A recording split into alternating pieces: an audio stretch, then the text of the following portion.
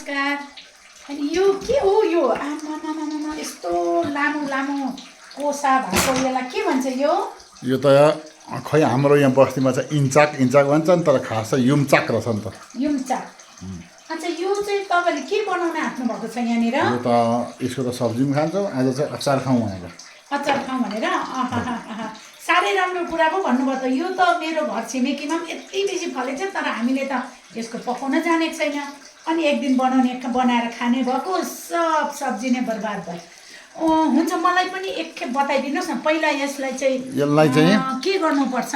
फर्स्टमा यसरी यत्रो बनाएर चाहिँ अब म सिकाउँछु नि। एउटा पहिला चाहिँ यसलाई उसिन्नु काटेर यस्तो बनाएर फर्स्टमा एउटा गर्छु, भोलि पनि गर्दा भइहाल्छ। भोलि पनि खाँदाखेरि यो यति लामो भयो, यति लामो कुकरमा अटेन, त्यसले गर्दा चाहिँ अच्छा ठिकै छ। यतिको बनाएर कुकरमा अट्यो। अच्छा, यहाँनिर पनि रहेछ नि कुकरमा, यो उसिन्नु भएको हो?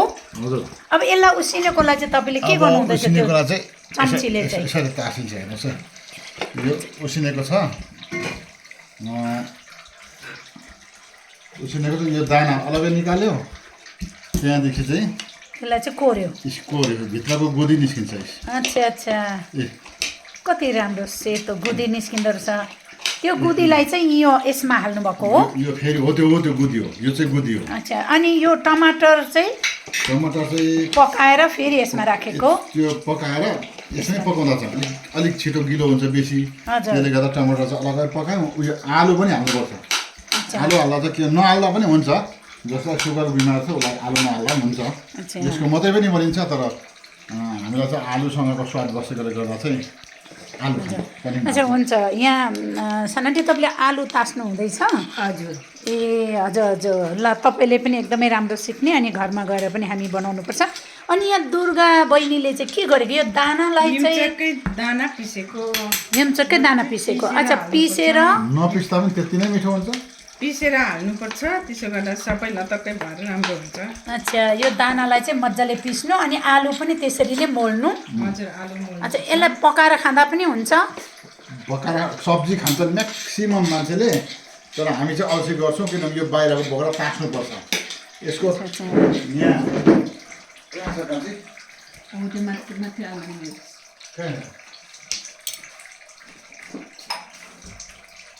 यो त साह्रै राम्रो रहेछ फेरि। अच्छा, यो अलिकति यो उहीँबाट ल्याएको हो।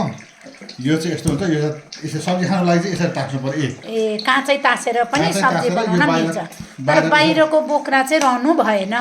यो रह्यो भने चाहिँ टर्रो भएर खान सक्दैन। अब यसरी तासेर दुईपट्टि तास्यो, त्यहाँदेखि चच्चा काट्यो भने सबभन्दा मिठो हुन्छ।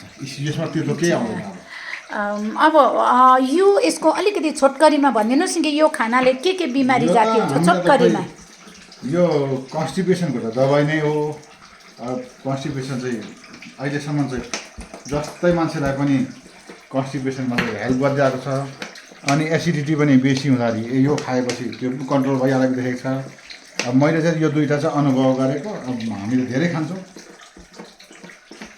ए हवस् त, मलाई एकदम राम्रो कुरा बताइदिनु भयो। धन्यवाद तपाईँहरू दुईजनालाई, दुर्गा बहिनी अनि रामु भाइलाई पनि। नमस्कार। नमस्कार हजुर रामु भाइ। नमस्कार।